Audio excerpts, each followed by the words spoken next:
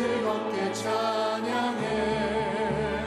우주 예수 영원히 다스리시니 멸류관을 주 앞에 드리세. 구주 예수 세상을 이기시고 영광 중에 또다시 오아멘. 찬양하라 찬양하라 높으신 권세를 찬양 찬양 찬양 우리 다시 한번 찬양하실 때 구주 예수 구주 예수 세상을 이기시고 영광 중에 또다시 오시리. 아멘. 찬양하라 높으신 권세를 찬양 찬양 찬양 영원히 드리세. 다같이 주의 이름 높이며 주의 이름 높이며 주를 아멘 주를 찬양하나이다.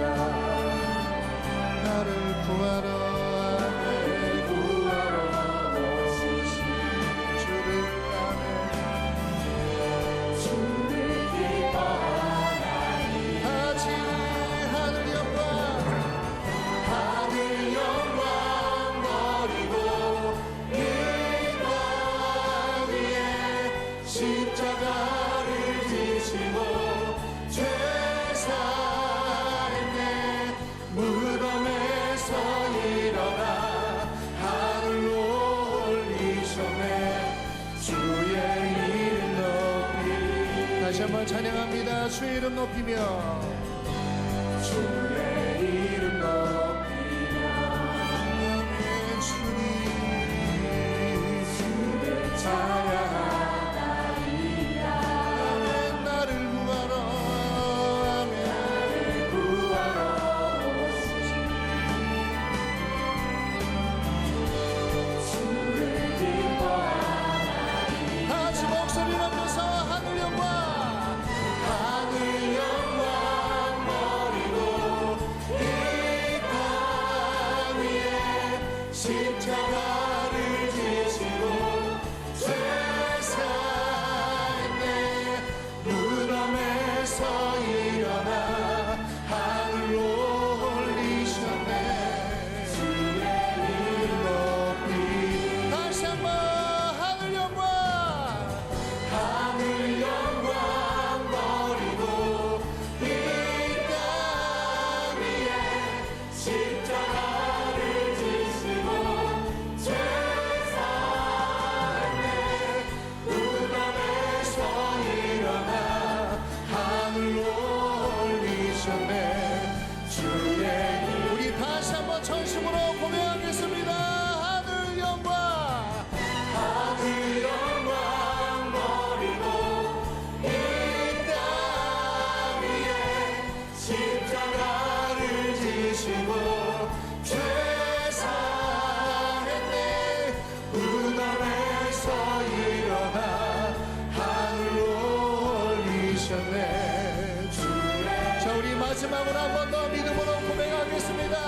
하늘 영광 하늘 영광 버리고 이 땅 위에 십자가를 지시고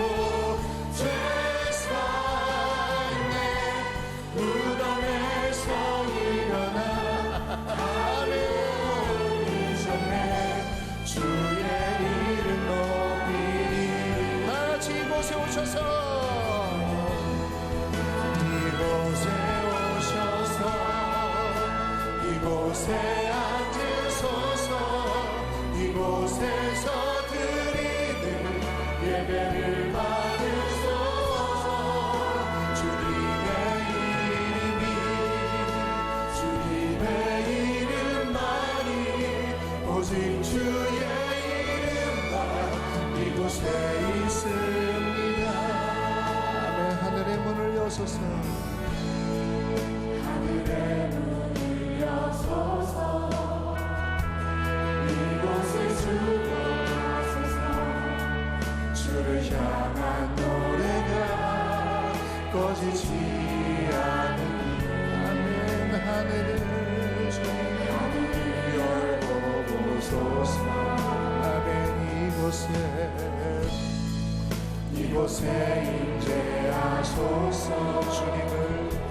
주님을 기다립니다.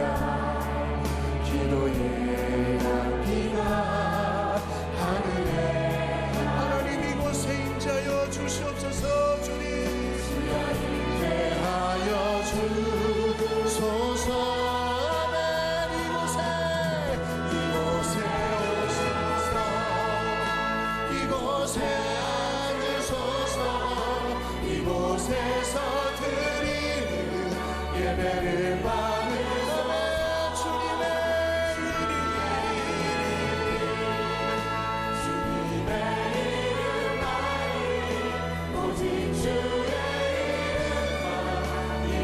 우리 다시 한번 두 손 높이 드시고 이곳에 오셔서 이곳에 앉으소서.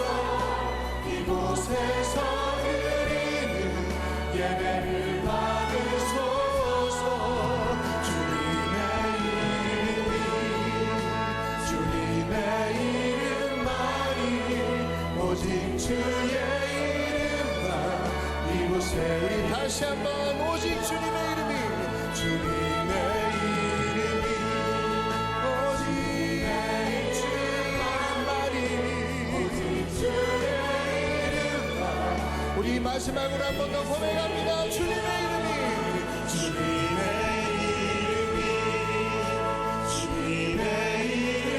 이름만이 오직 주의 이름만 이곳에 있습니다. 할렐루야. 오늘도 우리와 함께 하시는 주님께 영광의 박수 올려드리겠습니다.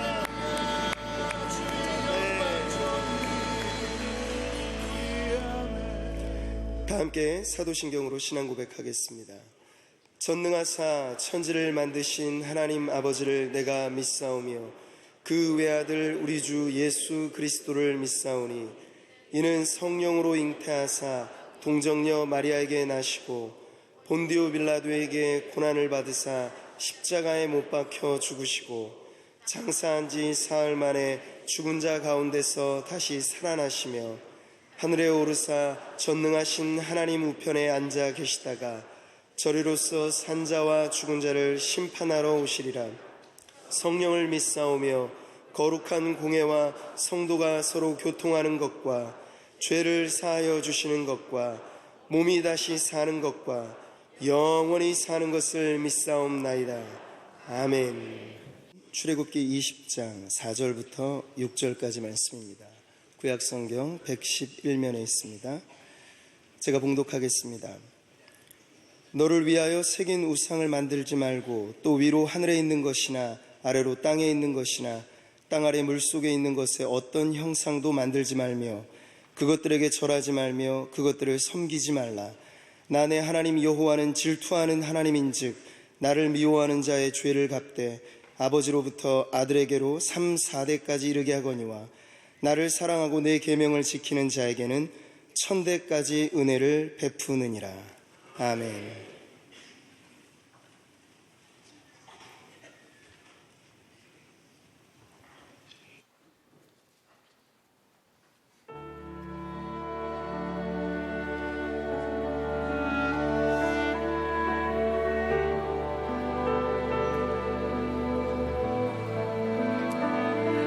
주여 나를 평화에 쓰소서.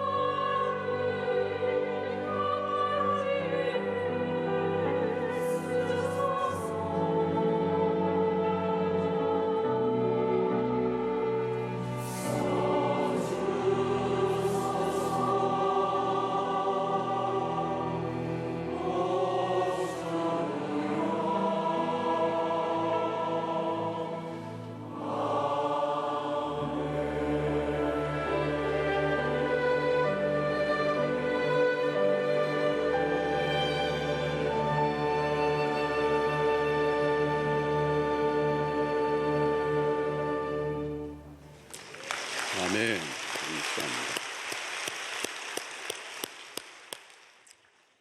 감사합니다. 예배보다 더 중요한 것은 없습니다. 개인의 삶도 그렇고 모든 삶의 영역에서 예배 전쟁이에요. 창세기에서도 인간의 타락 그 출발점에 예배가 있어요. 예배가 삐뚤어진 것입니다. 예배가 무너지면 모든 게 무너져요. 예배가 세워지면 모든 게 다시 세워집니다. 이스라엘 역사를 보면 그게 정확하게 나타납니다. 성경을 보면 너무도 분명해요. 예배에서 모든 게 승산이 결정됩니다. 자, 1계명과 2계명이 중요하다 그랬어요. 그런데 1계명과 2계명을 자세히 보면 언뜻 보면 비슷해요. 뭐가 구분이 안 되는 것 같아요. 나 외에 다른 신을 섬기지 말라. 또 2절에서도 2계명에서도 우상을 섬기지 말라.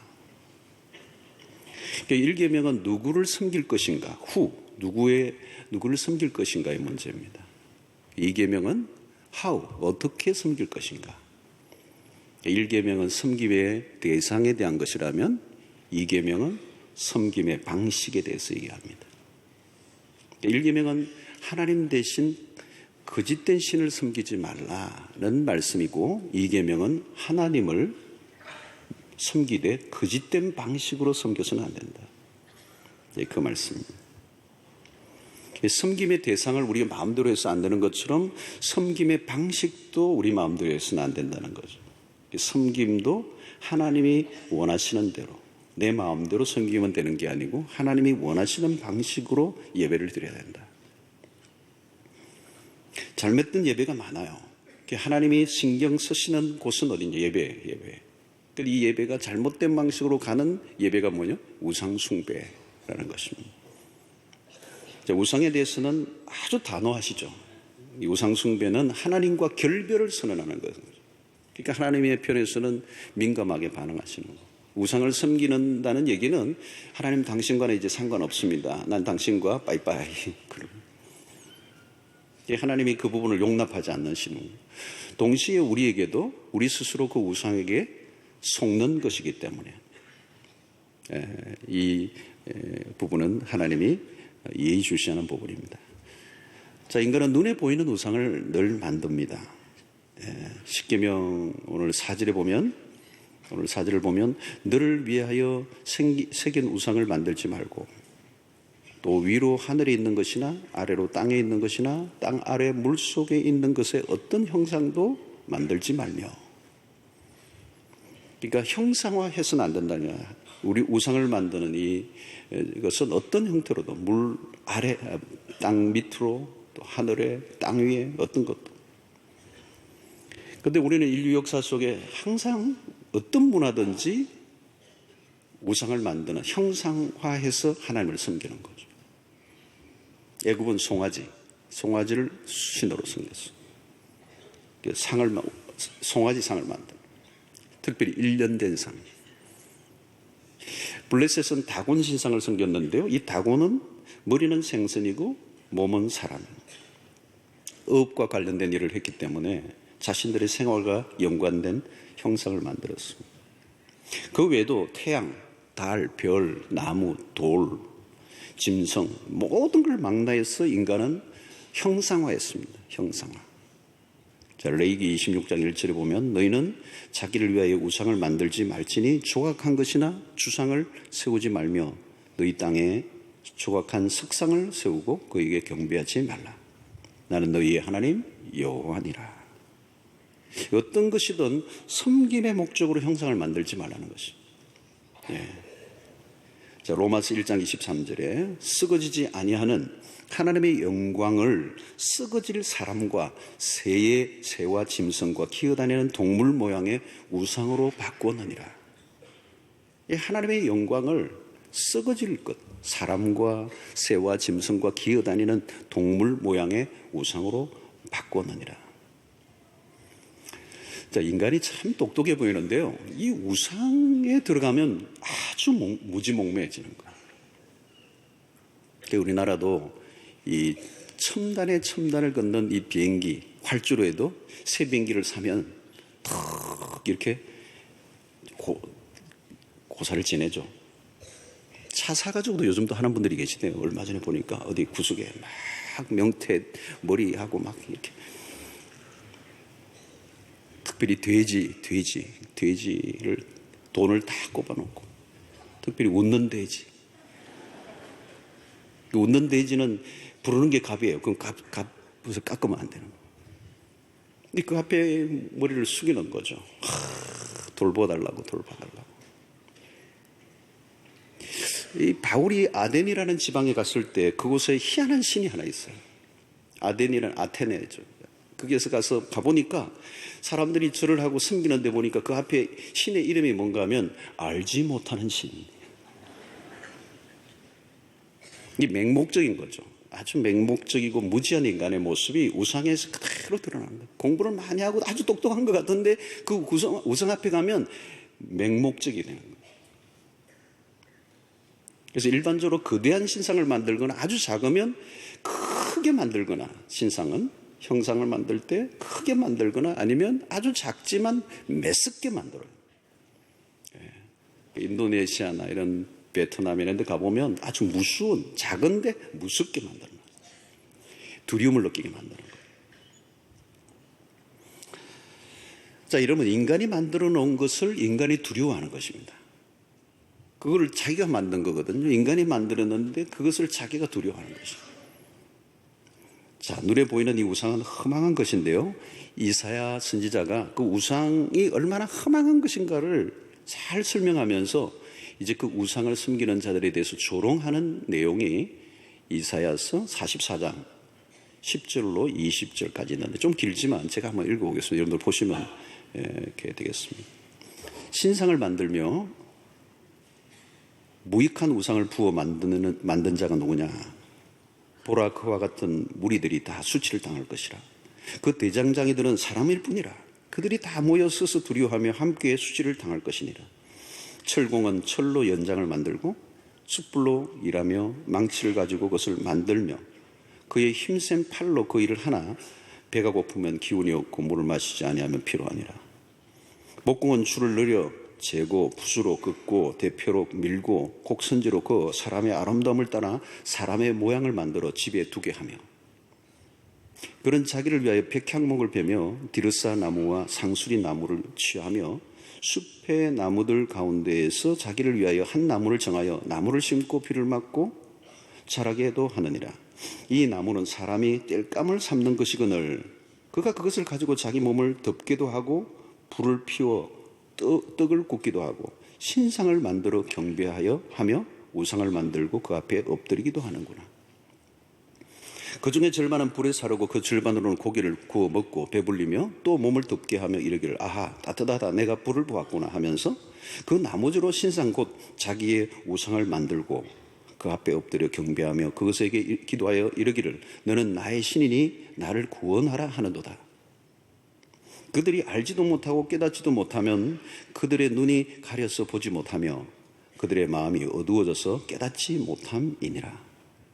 마음에 생각도 없고 지식도 없고 총명도 없으므로 내가 그것의 절반을 불사르고 또한 그 숯불 위에서 떡도 굽고 고기도 구워 먹었거늘 내가 어찌 그 나무주로 가정한 물건을 만들겠으며 내가 어찌 그 나무 토막 앞에 굴복하려 말하지 아니하니. 그는 죄를 먹고 헛하는 마음에 미혹되어 자기의 영혼을 구원하지 못하며 나의 오른손에 거짓 것이 있지 아니하냐 하지도 못하느냐. 이렇게 말씀합니다.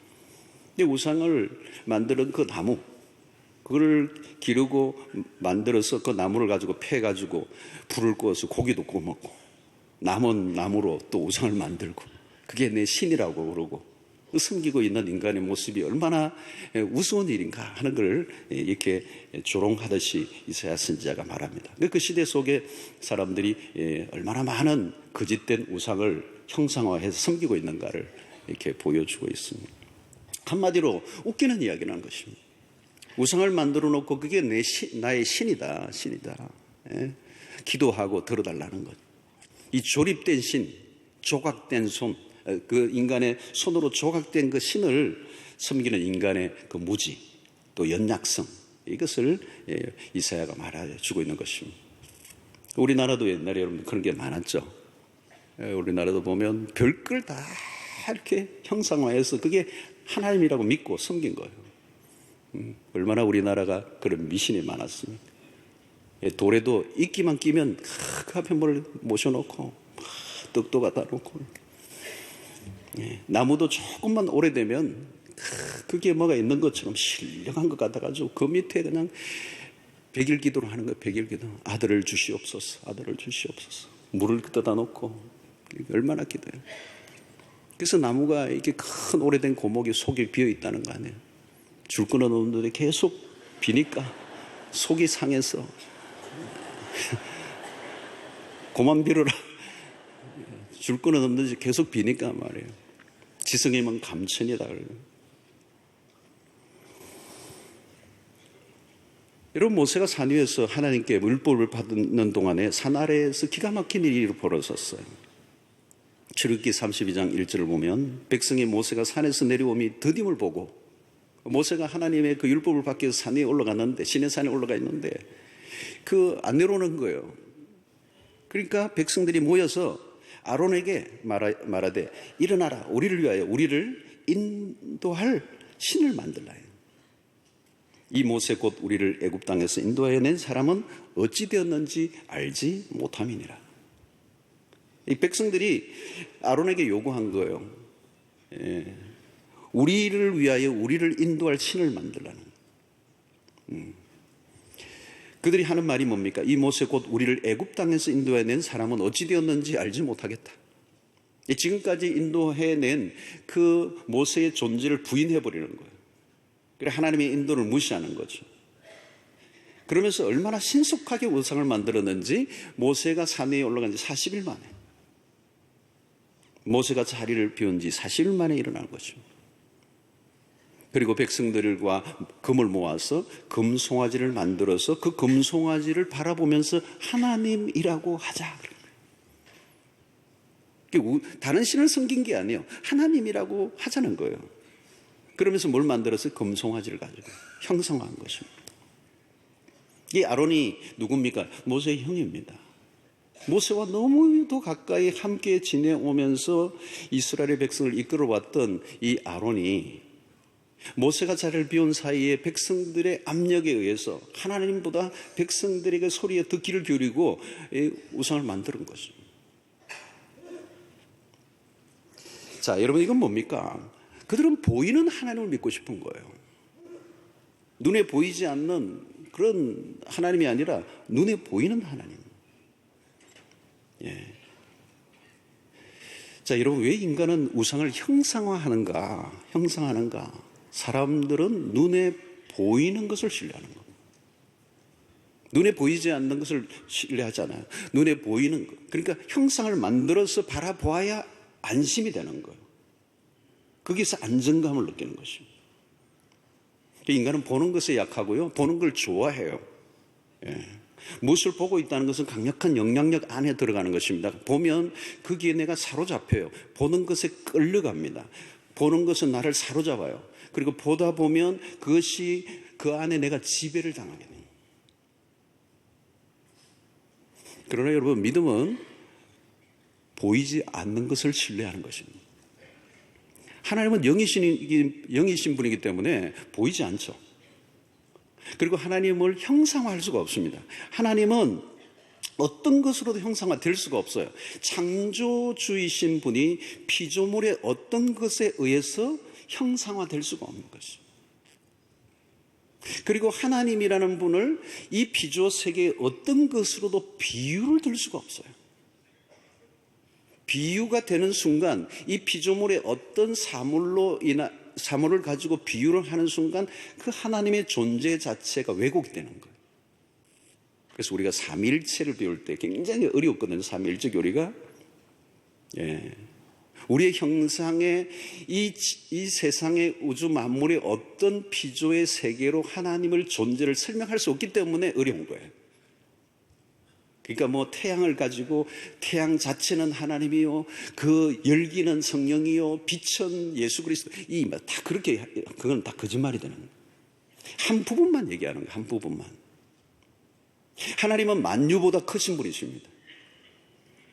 그분을 무엇으로 표현할 수가 있겠습니까? 형상화되는 순간 그 신은 묶이는 거예요. 그 어떤 개념에 묶이는 거, 그 비유된 것에 사로잡히는 것입니다. 그리고 형상화되는 순간 그 형상화된 것을 가지고 뭐예요? 그 형상화를 하려고 하는 이유는 뭐냐면 형상화된 그 신을 자기가 소유하려고 하는 거예요. 그래서 형상화한 걸, 그 우상을 자기 집 안에 들이죠. 그죠? 이 집 안에 들어서 내가 소유하는 거예요. 그 신을. 내가 조종하는 거예요. 이사 가면 또 데리고 가고. 너무 큰 우상을 만들면 이사 갈 때 힘들기 때문에 적당하게 만들어요. 어떤 데는 수레에 싣고 가고. 그러다가 툭 넘어지고. 그래 목이 부러지고. 그게 무슨 신이냐 이런 거거든요. 그래서 여러분, 이 종교교육자들은 형상을 만드는 것들에 대해서 강력히 반대했어요. 왜냐하면 이 로마 캐톨릭 안에, 이 특별히 동방교회 안에, 서방과 동방교가 나누어질 때 동방교 안에 형상을 만드는 게 많았어요. 지금도 로마 캐톨릭 안에 들어가 보면 많은 상이 있죠, 여러분. 마리아 상부터 해서 막 상이 많잖아요, 여러분. 굉장히 많아요. 여러분, 거기에 그 성구 파는 로마 캐톨릭 교회에 성구 파는 데 가면 막 정신이 없어요. 절하고 좀 비슷해요. 우리는 어떤 것도 형상화시키지 않는 거죠. 십자가마저도 형상화하지 않아요. 우리가 십자가를 사랑하고 십자가를 자랑하고 십자가를 붙들고 십자가를 믿어야 되지만 십자가를 형상화하는 것도 조심해야 되는 거. 만약에 여러분 십자가를 아주 멋있게 여기 하나 어디 갖다 놓으면 꼭 또 어떤 분은 그 앞에 와가지고 기도하면서 거기에 뭔가 영험이 있는 것처럼 그럴 가능성이 있어요. 여기 보세요. 이 교회 안에 어떤 형상화된 게 없어요. 예. 그러니까 십계명 자체도 로마 캐톨릭하고는 좀 차이가 있습니다. 십계명을 로마 캐톨릭 교회는 1, 2계명을 합쳐버렸어요. 우리는 십자가의 메시지를 강조하지 형상 자체를 강조하지 않아요. 십자가를 매달아 놓는다고 십자가를 강조하는 게 아니라 십자가의 말씀을 강조하는 거예요. 복음을 강조하는 거예요. 십자가의 메시지를 얼마나 선포하느냐가 그게 중요한 거예요. 그래서 형상화되면 눈에 보이는 것에 자꾸 의미를 두고 거기에 묶여버리는 거죠. 그러면 그게 우상이 되는 것입니다. 예. 자, 여러분, 모세가 시내산에서 만난 하나님은 형상을 갖고 나타나시지 않았어요. 말씀으로 나타나신 거예요. 그래서 어떠한 신비한 현상을 가지고 신비스럽게 만들어서 찾아오신 게 아니에요. 말씀하신 분이에요. 오늘 우리는 멀티미디어 시대라고 말합니다. 비주얼 시대. 사람들이 이목을 집중시키는 그 일들을 모든 이 문화가 하려고 하는 거예요. 이 보는 것에 형상화된 것은 이미지의 전쟁이잖아요. 그게 한번 끌려가면 사로잡히는 겁니다. 요즘 멀티미디어. 요즘 얼마나 이게 선명하고 화질도 좋고 사람들의 이목을 확 끌어당기는 거예요. 그래서 요즘 여러분 이 광고나 이런 것들은 어마어마한 우리의 시선을 차려놓는 거예요. 드라마도 강력한 거예요. 강력한. 이게 보는 것에 우리가 자꾸 초점을 맞추기 쉬운데 우리는 보는 게 아니라 듣는 것이 중요해요. 하나님의 말씀. 믿음은 들음에서 나며. 어떤 사람은 봐야 믿겠다고 그러는데요. 본다고 믿는 게 아니에요, 여러분. 보여주면 믿겠다. 보여줘도 헛소리해요. 똑같이 봤는데도 다르게 얘기해요. 보는 것으로 믿음이 생기는 게 성경은 들음에서 난다는 거예요. 들음은 그리스도의 말씀으로. 그래서 부활하신 주님이 도마에게 너는 나를 본 거로 믿느냐? 보지 못하고 믿는 자가 복이 있다.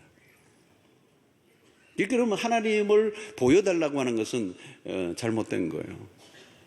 볼 수도 없는 분이죠. 요한복음 1장 1절이 뭐라고 말씀합니까? 태초에 말씀이 계시니라. 이 말씀이 하나님과 함께 계셨으니 이 말씀은 곧 하나님이시니라. 로고스. 그래서 오늘 우리 개신교회 이 강단이 여기 와 있는 거예요. 말씀을 중요하게 여기는 거예요. 말씀 중심. 그래서 여러분 어떤 것을 보려고 하지 말고 하나님의 말씀을 쫓으시기를 바랍니다. 하나님의 절대적인 말씀을 놓치면 거짓된 우상, 얼마나 우리를 현란하게 우리의 눈을 속이는 것들로 미혹하는 시대를 살고 있는 거예요. 자, 그러면 우상을 만든 동기가 무엇일까요? 앞부분에 읽었던 32장 1절을 보면 우리를 위하여 우리를 인도할 신을 만들라는 거예요. 그러니까 백성들이 아론에게 요구했던 게 뭐냐면 우리를 위하여 우리를 인도할 신을 만들어. 여기 우리라고 하는 게 중요한 것입니다. 철저히 우상을 만드는 것은 자기 중심적인 자신의 필요를 채워줄 신을 찾는 것입니다. 내 소원을 잘 들어줄 신, 우상을 섬기는 내면의 동기는 이기심입니다. 개인의 욕망을 성취하는 데 도움이 되는 신을 찾는 겁니다. 왜 인간이 끊임없이 우상을 만듭니까? 자신들의 필요 때문에요. 내가 원하는 것을 해결해 줄 신은 항상 필요한 것입니다. 여러분, 나의 필요를 해결하기 위해서 하나님을 찾는 사람들은 언젠가는 하나님을 떠나게 되어 있습니다. 필요가 채워져도 하나님을 떠나요. 왜? 필요가 채워졌으니까 하나님 필요 없잖아요. 필요가 채워지지 않으면 내 필요를 채워주지 않을 신을 내가 찾을 이유가 없는 거예요. 그러니까 필요가 채워지든 채워지지 않든 필요를 자기의 니드를 갖고 온 사람은 그 문제 때문에 하나님을 떠날 가능성이 많아요. 왜? 그 필요가 자신의 삶의 중심이기 때문에 그렇습니다. 여러분, 어떤 육체의 질병을 가지고 고침받기 위해서 교회를 찾아올 수 있어요. 그런데 그 육체적 문제를 가지고 주님 앞에 나와서 하나님을 만나고 그리스도를 만나고 구원을 얻어서 내 육체적 질병보다 더 중요한 것은 영혼의 구원이구나, 이걸 깨달으면 복인 거죠. 그런데 이 육체의 이 질병이 고쳐져야 된다는 거기에만 꽂혀 있고 그게 고쳐지지 않으면 나는 소용없다, 어디든 따라갈 수 있는 거죠. 내 육체의 질병, 그 필요에 모든 걸 걸고 있는 것입니다. 하나님은 우리의 필요를 채워주실 수 있는 능력이 있는 분이십니다. 그러나 하나님은 우리의 필요를 채워주시기 위해 존재하는 분은 아니에요. 우리의 필요를 가지고 처음에는 나오지만 그 필요는 하나님을 만나기 위한 조건이지 목적이 될 수가 없는 것입니다. 오병이어 사건에 군중들이 예수님께 몰려들었어요. 오병이어 사건이 일어난 게 얼마나 대단합니까? 사람들이 이 경제적 메시아로 예수 그리스도를 임금 삼으려고 막 몰려들어요. 이유는 뭘까요? 예수를 찾은 게 아니에요. 그들의 배를 채워줄 신을 찾는 거예요. 신은 무슨냐면 예수가 신이 아니고 내 배가 신인 거죠. 내 배를 만족시켜주는 거예요. 주님은 그 의도를 아시고 군중들을 피하신 거죠. 여러분, 나의 필요, 나의 욕망을 만족하기 위해서 하는 것이 목적이면 신을 계속 찾아야 합니다. 우리의 소원을 해결하기 위해 하나님을 찾으면 우상 숭배에 걸려들게 되어 있습니다. 필요를 쫓으면 결국 누구를 섬기게 되는가 하면 하나님이 아니라 자기 자신을 섬기는 것입니다. 하나님을 위해 내가 존재하는가, 나를 위해 하나님이 존재하는가. 큰 주제입니다. 이게 신학 안에서도 큰 주제입니다.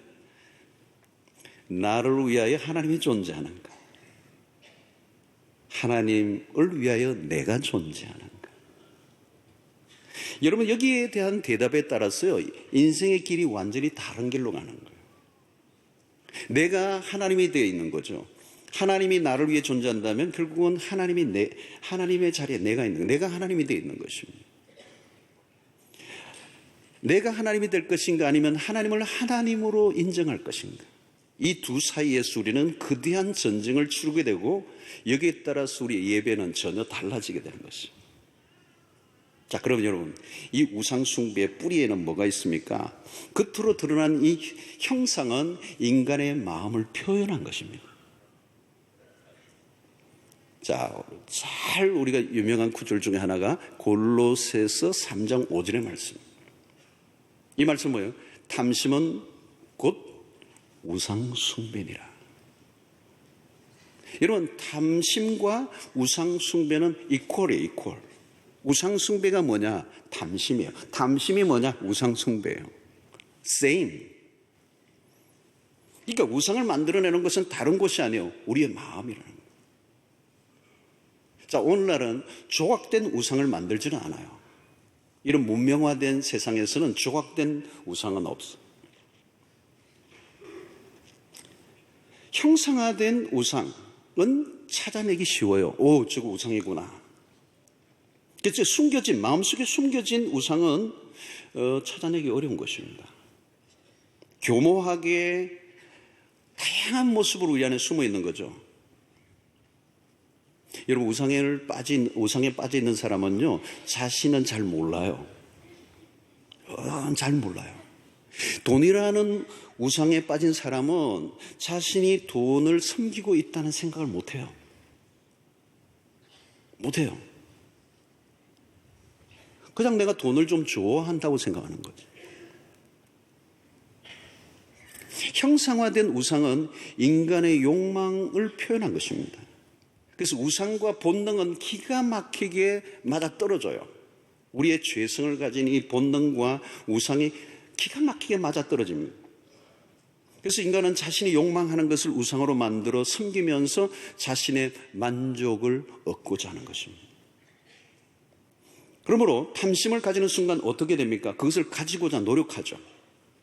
인간은 욕망하는 것을 반드시 가지려고 합니다. 포기하지 않아요. 그것을 가지기까지 멈추지 않습니다. 강한 애착, 강한 열망, 강한 소원. 그렇기 때문에 그 우상 숭배의 현실에 빠져 있는 그 탐심은 한 곳에 꽂혀 있는 거예요. 무엇인가 탐심을 가지게 되면 몸과 마음이 그쪽으로 다 쏠려 있어요. 항상 그것을 생각하고 어떻게 하면 내가 그걸 가질 수 있을까에 몰두를 하는 것입니다. 자, 여러분, 우리가 사는 세상은 이 탐심의 마음에 불을 지르는 것들이 너무 많습니다.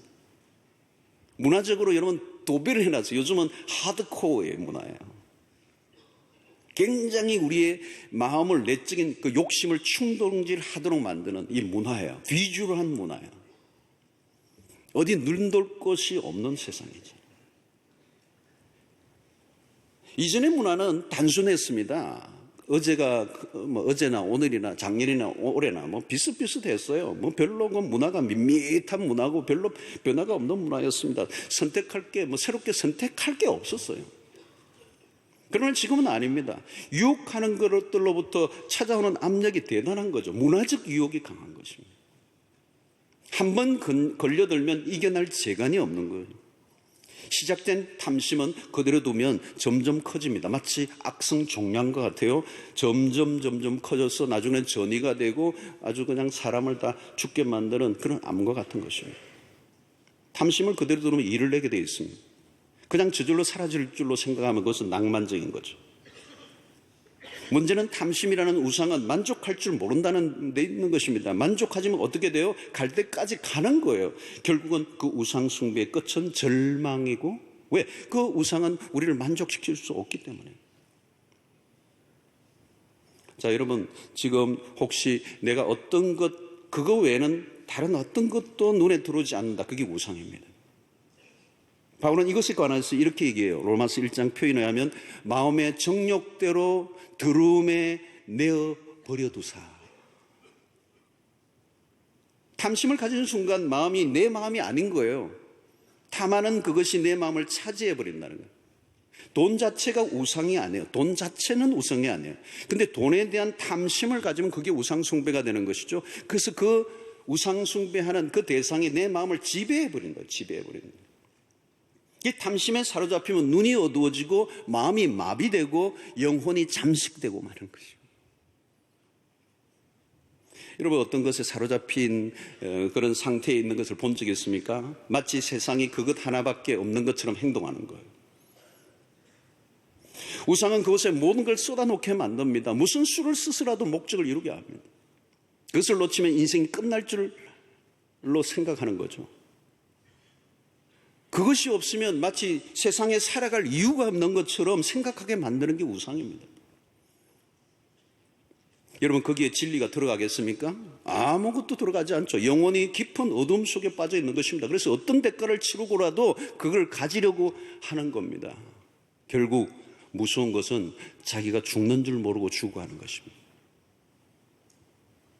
그래서 바울은 하나님이 인간에게 내릴 수 있는 최악의 심판이 뭐냐?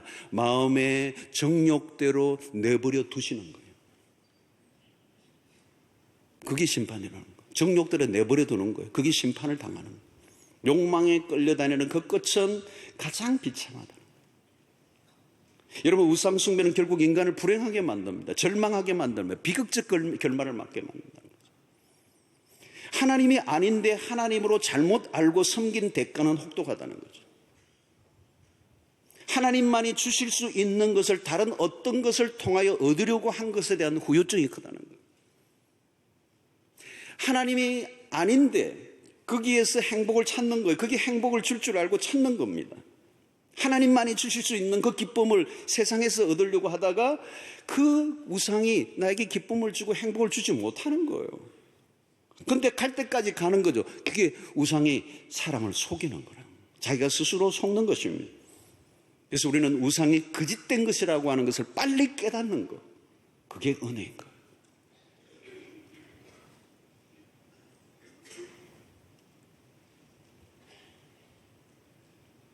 호주에 어떤 사람이 자동차 광에 있어요. 람보기니스 아시나요? 어마어마하게 비싼 스포츠카. 그걸 사가지고 날마다 아침에 눈만 뜨면 그 앞에 가지고 오르만지고 안수하고 닦고 막 새가 똥을 눌까 막 뭘 치고 막 하여튼 날마다 그걸 막 우상이에요, 우상. 근데 오늘 아침에 일어났는데 자기 아주 어린 아들이 그걸 못으로 긁고 있는 거예요. 완전히 뚜껑이 열리는 거예요.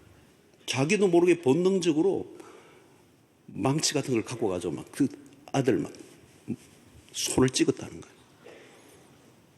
얼마나 두들겼는지 이게 막 다 부서진 거예요. 병원에 가보니까 본정신이 왔는데 내가 왜 이랬는가. 그 차가 우상인 거죠. 아들보다 차가 더 우상인 거예요. 본능적으로 자기도 모르게 아들을 손을 찍어버린 거예요. 다 부러져. 근데 나중에 알고 보니까 그 아들이 이제 글 쓸 줄 아는 아이인데 I love dad 할 D를 쓸 때 두들기 팬 거예요. 나중에 보니까 자기 아들이 자기를 사랑한다는 표현을 하려고 했던 것을 알고는 이제 회개하는 거예요. 여러분, 우리가 지켜야 할 것이 있어요. 우리의 마음 안에서 일어난 거. 잠언 4장 23절. 너무 중요한 말씀이죠, 여러분. 한번 같이 읽어보겠습니다. 시작. 모든 지킬 만한 것 중에 더욱 내 마음을 지키라. 생명의 근원이 이에서 납니다. 한번 더 읽게요. 너무 중요한 말씀, 여러분 잘 보셔야 돼요. 모든 지킬 만한 것 중에 더욱 내 마음을 지키라. 이게 강조법을 한 거거든요. 이 세상에 그 어떤 것도 지키고 할 게 많지만 그 중에 더욱 내 마음을 지키라. 생명의 근원이 이에서 납니다. 외우셔야 돼요. 자, 한번 읽어보시겠습니다. 시작. 모든 지킬 만한 것 중에 더욱 내 마음을 지키라. 마음이 전쟁터예요, 여러분. 신앙생활의 핵심은 뭐냐면 마음이에요, 마음. 마음 안에서 모든 게 일어납니다. 하나님은 여러분 마음을 보세요. 오늘 이 예배 자리에 와 있는 여러분들의 행위를 보시는 게 아니라 마음을 보신다고요. 주일날 꼬박꼬박 예배의 자리에 앉아있는 그 예배라는 행위는 있어도 마음이 하나님에게 떠나 있으면 그 예배는 예배가 아닌 거예요. 안 받으시는 거예요. 카운트가 안 되는 거예요. 카운트가. 하나님은 예배의 순수를 받으시는 분도 아니고 예배의 행위를 받으시는 분도 아니고 예배를 드리는 우리의 마음을 받으신다는 거예요. 오늘날 우리가 이 자리에 앉아 있어도 마음은 딴 데 있을 수 있는 거죠. 그리고 여러분, 우리의 예배라고 하는 것은 이 한정된 공간 안에서 드리는 예배만 예배가 아니고 우리 일상의 모든 삶이 예배여야 되죠. 그래서 그 일상 속에 우리의 마음이 하나님께 향했던 사람들이 오늘 주일이라고 하는 한 지정된 시간에 나와서 함께 예배로 나아가는 것이 예배인 거죠. 그런데 우리의 예배는 뭐예요? 우리의 마음을 드리는 것입니다. 너희 마음과 뜻과 정성을 다하여 주 너의 하나님을 사랑하라. 이것이 크고 첫째 되는 게 이 마음을 얘기하는 것입니다. 이 백성이 나를 입술로는 존경하는데 마음은 내게서 멀도다 얘기하는 거잖아요. 그 예배는 하나님 받지 않는다는 거예요. 여러분 성경에 보면 하나님이 어떤 제사, 제물 자체가 아니라 그것을 드리는 사람들의 마음. 근데 나중에는 그 마음이 그 제물에 표현되는 거죠. 그래서 나중에는 말라기서에 보면 정상적이지 않는 제물을 드리는데 그 제물 자체의 문제가 아니라 그 제물을 드리는 그 사람들의 마음이 제물에서 표현이 되는 것이죠. 잘못된 예배를 드리기 시작하는 거예요. 그러므로 여러분, 우리의 마음 안에 하나님이 아닌 것을 사랑하는 것이 숨어 있는 것을 뿜어내는 거예요. 그래서 우리 예배는 사실 위험한 예배예요. 왜냐하면 우리 안에 있는 우상을 여기에서 깨뜨리는 작업들이 일어나야 되기 때문에 그렇습니다. 예배의 자리에서 우리를 속이는 우상의 정체를 드러내야 하는 거죠. 거짓된 예배의 정체가 드러나고 참되신 하나님 앞에 우리의 마음을 온전히 쏟아놓는 시간. 하나님보다 더 사랑하고 더 애착을 가지고 있는 것이 무엇인지를 들추어내고 회개하는 시간. 그러니까 여러분, 예배는 전쟁이에요. 그리고 그 예배에 우리 안에 있는 그 우상을 밝혀내고 드러내고 그것을 깨뜨리고 하는 이 작업은 사실 작은 작업이 아니고 매우 위험한 일이 됩니다. 여러분들이 진정으로 사랑하고 있는 것이 무엇입니까? 내 마음이 있는 곳이 어디입니까? 많은 사람들이 그래요. 내 마음을 가장 잘 알 수 있는 것은 내가 어디에 돈을 많이 쓰는가를 보면 알아요. 정확해요. 그게 내 마음이에요. 보물이 있는 곳에 내 마음이 있다. 내가 지금 가장 많이 뭘 생각하고 있는가? 내가 격렬하게 분노하고 있는 게 뭐냐? 아까 아이가 그 차를 막 하면 그게 분노하는 게 뭐예요? 거기에 내 마음을 두고 있는 거죠. 그게 내 우상이란 말이죠. 거기에 누구가 건드리니까 아무것도 보이지 않아요. 그냥 분노하고 행동하는 것이. 사랑하는 성도 여러분, 우리가 참으로 하나님을 섬기는 그 삶을 살려고 하면 우리는 거짓된 우상에서 빠져나와야 됩니다. 그런데 이 거짓된 우상은 우리 안에 교묘하게 우리의 마음속에 다양한 형태로 숨어 있는 것입니다. 저는 다음 주일날 그 얘기를 하려고 하는 것입니다. 바른 예배, 하나님은 받기를 원하십니다. 예배다운 예배를 받기를 원하시는 것입니다. 하나님이 받으시는 예배를 우리가 드려야 되는 것입니다. 인간의 모든 목마름은 참된 예배를 드릴 때 해결됩니다. 여러분, 우리가 행복을, 기쁨을 찾는다고 행복과 기쁨이 오는 게 아니죠. 하나님을 하나님으로 온전히 예배할 때 그 부수적으로 찾아오는 게 참된 만족이에요. 우리의 모든 그 갈증을 하나님이 그 예배 안에서 채우고도 남는 역사가 일어나는 것입니다. 오직 하나님만을 높이며 예배하는 바른 예배자들이 되시기를 축원합니다. 우리를 구원하신 예수 그리스도, 그 십자가를 지신 예수 그리스도, 그리고 그 아들을 보내신 하나님, 그리고 우리로 하여금 그 죄와 모든 사단의 세력으로부터 이기게 하시는, 자유케 하시는 그 성령님, 이 삼위일체 하나님, 그 하나님의 마땅한 반응을 우리의 예배를 통하여 우리의 마음을 다하고 뜻을 다하여 목숨을 다하여 표현할 때 하나님 우리의 예배를 받으시고 그 예배의 그 부산물로 하나님의 하늘로부터 주어지는 참된 평강과 기쁨과 만족과 행복을 누리시는 은혜가 여러분들에게 있게 되길 주의 이름으로 축원합니다. 하나님 아버지, 우상이 난무하는 시대, 거짓된 것으로 우리를 속이는 시대, 형상화하고 비형상화하는 이 시대 속에 우리의 눈에 보이는 것을 쫓지 않게 하여 주시옵시고 오직 하나님 한 분만을 예배하는 참된 예배자들로 살게 하여 주시옵소서. 우리 안에 있는 모든 우상을 내몰아내게 하여 주시옵시고 파쇄하게 하여 주시옵시고 하나님 한 분만을 높이는 일에 우리의 삶에 전심전력 다하게 될 때 하나님의 놀라운 은혜가 하늘로부터 임하게 될 줄로 믿습니다. 우리 모두가 바른 예배자 되게 해 주시기를 원하옵고 예수님의 이름으로 기도하옵나이다. 아멘. 이제는 우리 주 예수 그리스도의 놀라우신 은혜와 하나님의 크신 사랑과 성령의 교통하심이 거짓된 우상에서 벗어나 하나님만이 참 하나님이심을 알고 온전한 예배자로 살기로 결단하고 돌아가는 주의 백성들 머리 위에 지금부터 영원토록 함께 있을지어다. 아멘.